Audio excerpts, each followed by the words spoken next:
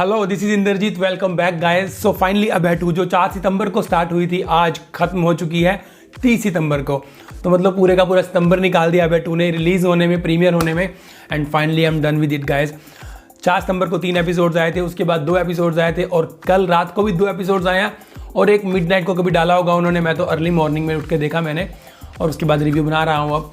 मतलब ये सब देखने के बाद अभय 2 जो भी किया अभय 2 ने अपने साथ और हमारे साथ, मुझे तेरे नाम का एक डायलॉग याद आ गया कि पहले उसने रस कहा, फिर गुल कहा और फिर ले कहा, और इस तरह से जालिम ने रसगुल्ले के टुकड़े टुकड़े कर दिए। और ऐसा ही कुछ किया है अभय 2 के मेकर्स ने अभय 2 के साथ और हमारे साथ। स्टार्टिंग के 3 एपिसोड जब आए थे तो मुझे सीरियसली अभय 2 काफ़ी इंटरेस्टिंग लगी थी, काफ़ी इंगेजिंग लगी थी। उसके बाद जब नेक्स्ट 2 एपिसोड्स आए वो बहुत लंबे गैप के बाद आए थे, तब भी मुझे लगा कि चलो ठीक है, स्टोरी बिल्डअप हो रही है।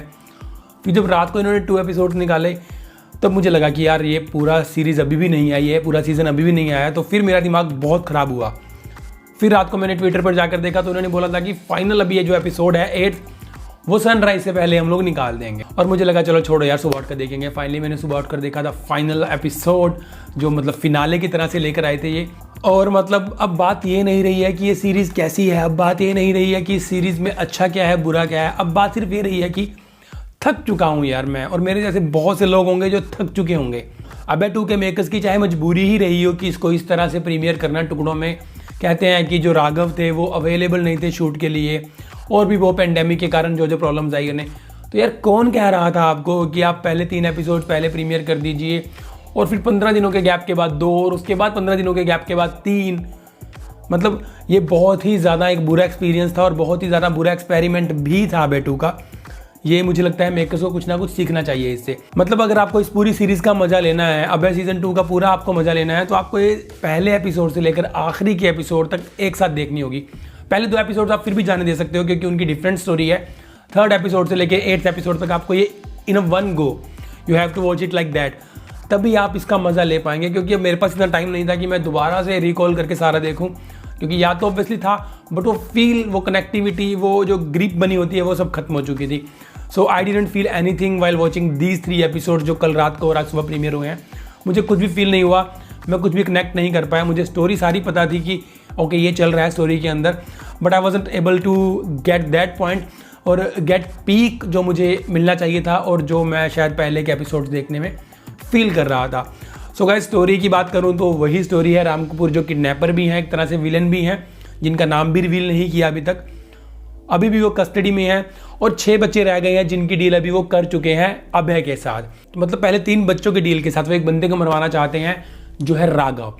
तो राघव एज एन एंटेगनिस्ट है इसके अंदर। और ओवरऑल अगर मैं देखूँ 2 एपिसोड्स के अंदर राघव का काम है, और वो मैक्सिमम टू मैक्सिमम 15 या 20 मिनट का शूट है राघव का। मैं ज़्यादा ही बोल रहा हूँ, इससे कम ही होगा। अब उसके लिए आप किसी और को चुन लेते, इतना लंबा वेट आपने मतलब क्यों, वाई? एनीवेज वो 3 बच्चों की डील होती है राघव के बदले में। राघव को मरवाना चाहता है वो, क्योंकि राघव भी किसी कारण से लोगों को मार रहा है। वो कारण क्या है ये आप खुद देख लीजिएगा। अब राघव मर जाता है, उसके बाद जो विलेन है, जो किडनैपर है प्लेड बाय राम कपूर, उसका क्या होता है ये सब फाइनल एपिसोड के अंदर दिखाया है, जो इंटरेस्टिंग है। बट दिख रहा है कि काफ़ी जल्दी जल्दी में लपेटा है इन्होंने, काफ़ी जल्दी जल्दी में मतलब खींचातानी हुई है और बहुत जल्दी जल्दी चीज़ें की गई हैं। हालांकि बहुत सी चीज़ें लॉजिकल हैं, इलॉजिकल काफ़ी स्टफ कम लगा मुझे इसके अंदर। बट इतनी जल्दी जल्दी देखने की आदत नहीं है सीरीज़ के अंदर हमें, तो वो जल्दबाजी कहीं ना कहीं 8वें एपिसोड में दिख रही थी कि विलेन के साथ, राम कपूर के साथ यानी किडनैपर के साथ होता क्या है और क्यों उसने ये बच्चे किडनैप किए थे। ऑब्वियसली कहीं ना कहीं उसका मोटिव ये तो था कि वो बुरे लोगों को मरवाना चाहता था, बट फिर भी ये सब उसने कर दिया। अब बदले में उसे क्या मिलेगा और उसका मोटिव एक्चुअली था क्या, ये सब हमें दिखाया गया है 8th एपिसोड के अंदर। So guys, that's what Abhay 2, Abhay season 2 is all about. मतलब बुरी नहीं है स्टोरी, और पहली बार अभी में ऐसा हुआ है कि एक स्टोरी लेके चले हैं वो काफ़ी एपिसोड्स तक। क्योंकि पहले सीजन के अंदर भी यही था कि हर एपिसोड के अंदर एक अलग स्टोरी थी, और इस सीजन के भी पहले 2 एपिसोड्स के अंदर एक अलग स्टोरी चली थी। लेकिन उसके बाद 3रे एपिसोड से लेके अब तक ये जो राम कपूर है, जो विलेन है, इसकी स्टोरी चल चुकी थी। और ये एक एक टास्क दे रहा था पुलिस को, यानी कि अभय को, STF को, और हर एपिसोड में वो टास्क कंप्लीट करना होता था। बेसिकली स्टोरी एक ही चल रही थी, विलेन किडनैपर राम कपूर और अभय के बीच में। स्टोरी मुझे बिल्कुल बुरी नहीं लगी, लेकिन जो फील थी वो खत्म हो चुकी थी, जो मन था देखने का, जो इंटेंसिटी थी देखने की, वो कहीं ना कहीं लुप्त हो चुकी थी। और ऐसा बहुत से लोगों के साथ हुआ होगा। परफॉर्मेंसेस की बात करूँ तो कुणाल खेमू की परफॉर्मेंस बिल्कुल वैसी ही है जैसी उनके पिछले सीजन के अंदर थी और इस सीजन के भी पहले वाले एपिसोड्स के अंदर थी। मतलब इतने लंबे लंबे टाइम के बाद शूट कंटिन्यू करना तो कहीं ना कहीं कैरेक्टर में से बंदा निकल जाता है, लेकिन कुणाल खेमू को देखकर ऐसा बिल्कुल नहीं लग रहा था and he was looking very good as always. Now second most important performance that is played by Ram Kapoor. उनका काम भी मुझे बहुत अच्छा लगा। मतलब विलन के कैरेक्टर में मैं पहली बार देख रहा हूँ उन्हें और उन्होंने काफ़ी अच्छा काम किया। मतलब बहुत कॉन्फिडेंट थे वो और जच रहा था उन्हें ये एक विलन का कैरेक्टर। इन दोनों के अलावा बाकी सबका सपोर्टिंग कास्ट और सबका काम ठीक ठाक है।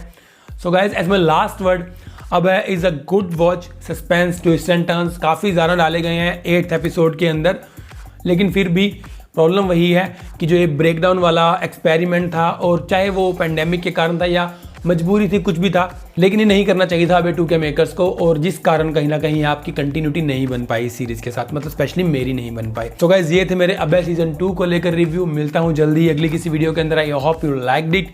If you really liked it then please press the like button. आप कमेंट सेक्शन में भी मुझे बता सकते हैं। Also don't forget to subscribe my channel. So मिलते हैं जल्दी। Till then bye bye. Thank you for watching. Stay safe.